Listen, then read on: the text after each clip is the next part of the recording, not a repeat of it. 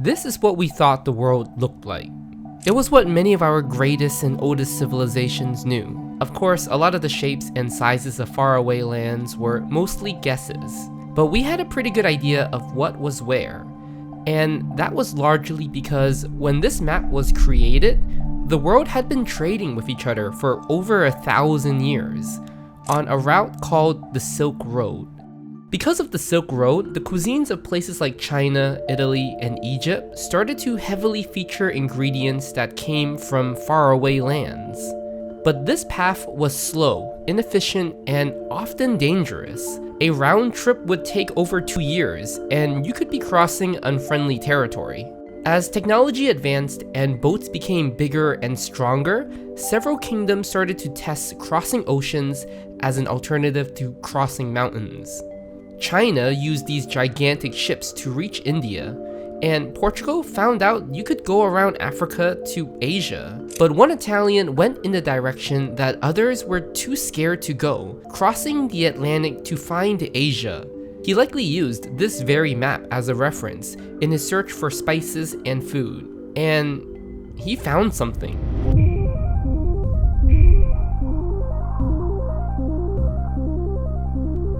I want to get into the headspace of the people who lived during this time, discovering not just new land, but a new world of food. Food that had never been imagined before. As one article puts it, never in the history of food were so many new foodstuffs made available to Europeans in such short time. I want to focus on some of these foods that came from this side of the globe, food that transformed our world forever. We're gonna call these the magic 8 ingredients. We're gonna uncover what these 8 ingredients are, track how they shaped famous cuisines, and realize that without the Americas, our modern world of food would feel crazily incomplete.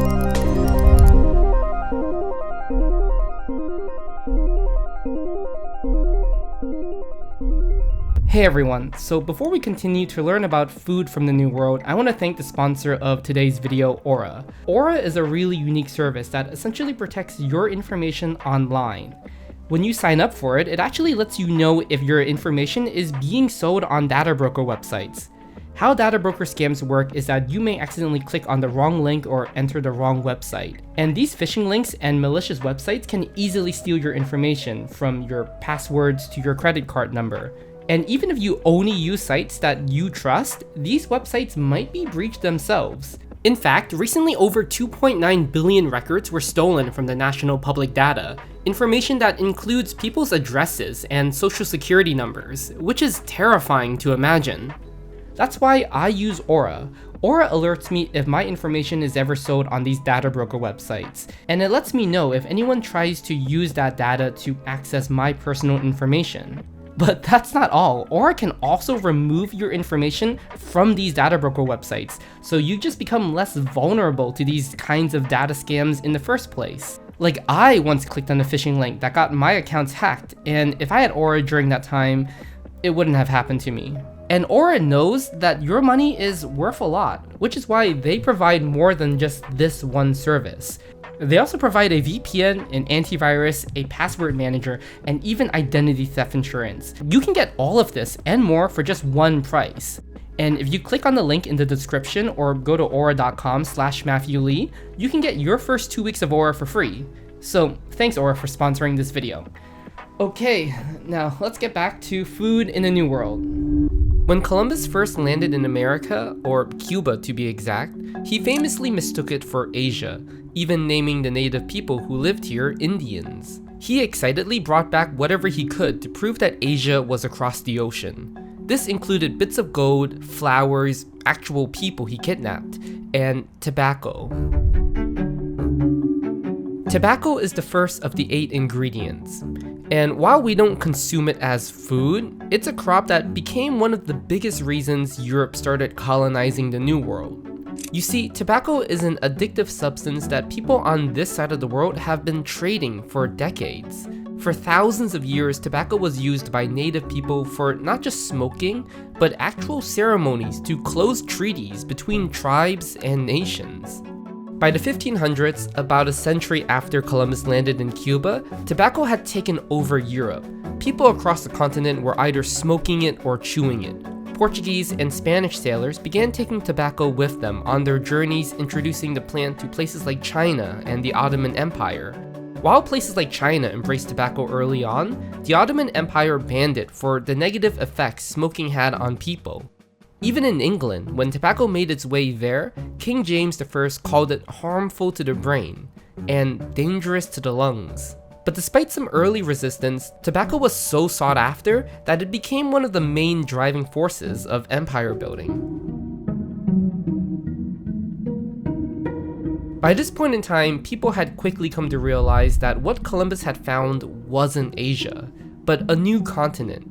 He and other explorers who followed in his path were bringing back stuff that just didn't exist in Asia or anywhere in the known world.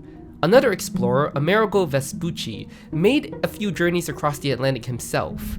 On one of these trips, he went further south than Columbus to land on what's now modern-day Brazil. It was here that he knew for sure this was a new continent, and he called it the New World. Amerigo's claims started a huge wave of mostly Portuguese and Spanish explorers to the New World, so much that they even named the continent after him. It was in this part of the world where the Spanish and Portuguese were discovering all kinds of spicy chili peppers. These peppers are a staple ingredient in the cuisines of now Bolivia, Peru, and Mexico. The Portuguese quickly brought these peppers back to Europe, trading them with parts of Africa and Arabia, leading to the creation of peri-peri sauce in southern Africa and chata sauce in the Middle East.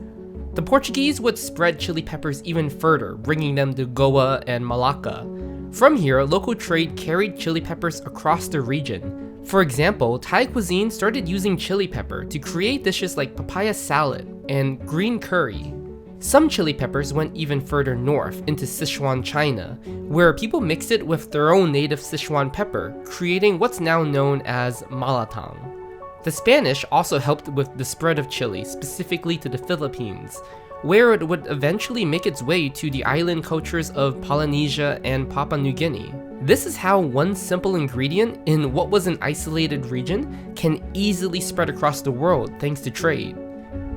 Going back to the Spanish, they introduced another crop that would change the course of food as we know it. In the Aztec kingdom of Mesoamerica, a Spanish conquistador captured a giant city that sat in the middle of a lake, Tenochtitlan. This city would eventually become Mexico City, and it's honestly one of the biggest tragedies that we lost a place that looked like this. In this city, it's believed he came across a small yellow tomato and brought its seeds back to Europe. The tomato was passed around the continent for a while, where people thought it was a type of eggplant. In Italy especially, tomatoes were seen as beautiful flowers to grow in gardens, but were considered poisonous to eat. Some people claimed them dangerous and harmful, and thought the fruit was too cold.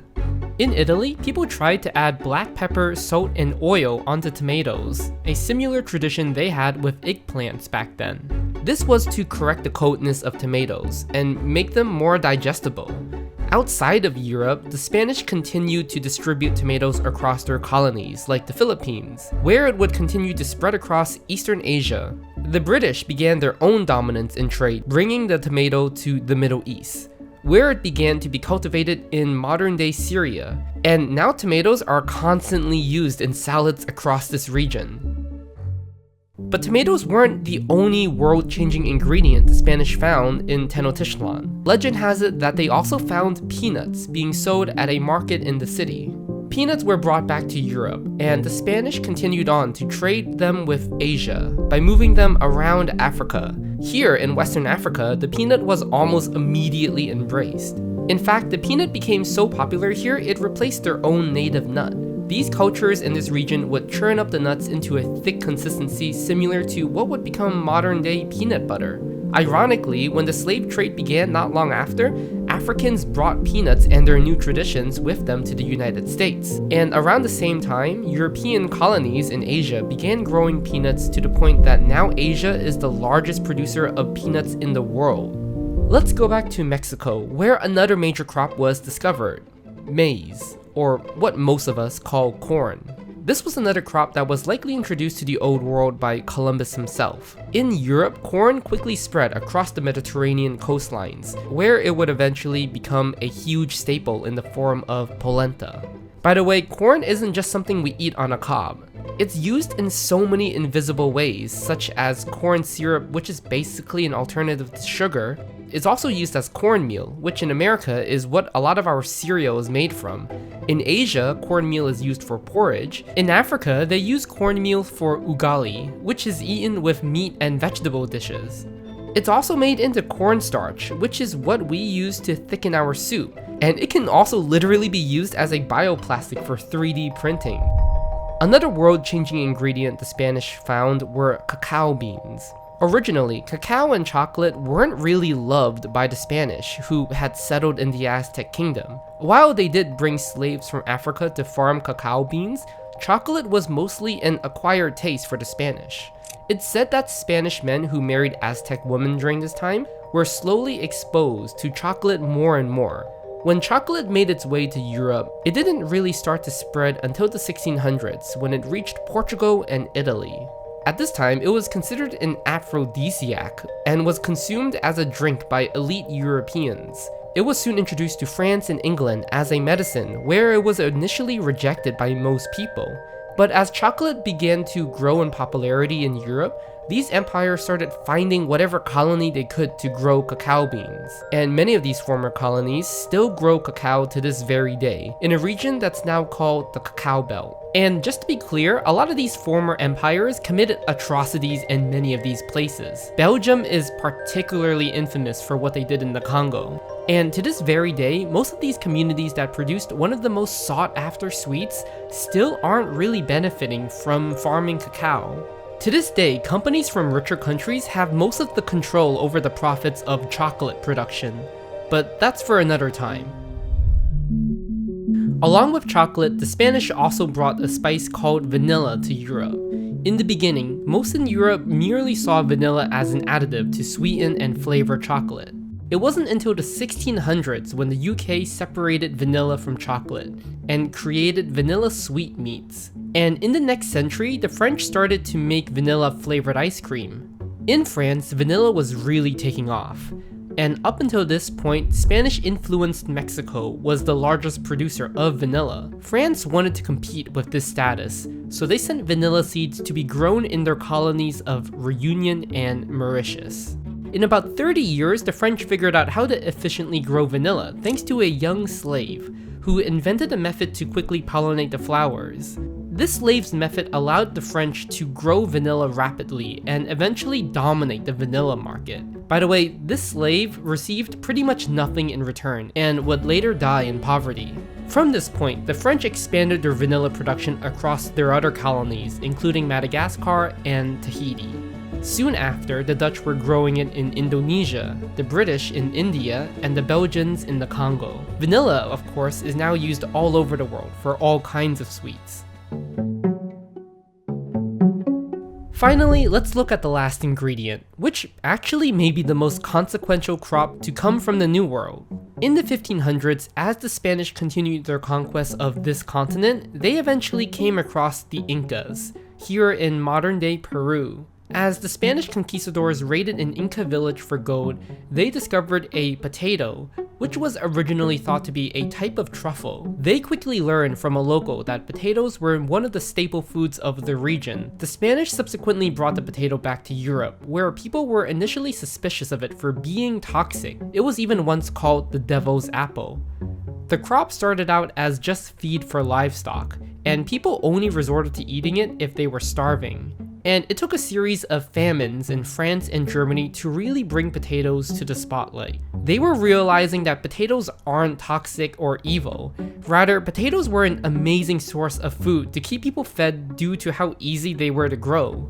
The potato suddenly exploded across Europe in the 1700s. Marie Antoinette even wore potato flowers in her hair. At this point, the potatoes quickly replaced turnips and rutabagas as one of the main staples of the continent. And due to the widespread consumption of potato, an insanely easy crop to grow, populations across Europe exploded, like in Germany and Ireland. Ireland was so dependent on potatoes that when a blight wiped out much of the potatoes here, around 1 million people died. But Europeans have stayed crazy about the potatoes since, and they of course brought potatoes on their journeys colonizing the world. In Africa, potatoes were introduced to the local populations as a cheap food, but since the potato has generally been seen as a symbol of European colonialism, the vegetable hasn't been adopted as widely here. In the 1600s, either Portuguese or Dutch sailors brought potatoes with them on one of their journeys to India and China. In India, the potato stayed mostly within port cities, until the British took over. Here, the British attempted to replace local Indian crops with the potato, which at this point they saw was a superior vegetable. Potatoes were being spread to farms across this land by the British, and to this day, potatoes are grown all across northern India and Bangladesh. The potato has been seen as one of the most consequential crops in the world, as it's been continuously a cheap source of calories and nutrition for people across the world. It has now been adopted in so many different ways, from fries, chips, to bonda. It is the quintessential example of how food from the New World has shaped our modern world. Without the Americas, just about every major cuisine today would be extremely incomplete. There are so many flavors that were being introduced to the old world at once, and it's hard to imagine a time of so much discovery where it becomes overwhelming. But this comes to show that even if a land is literally oceans and continents away, it's very likely that they've had an effect on the cuisine of your home country. Our world and cuisines and cultures are way more intertwined than you may think. Whether if it's the old world or new world, this world is ours, and it belongs to all of us.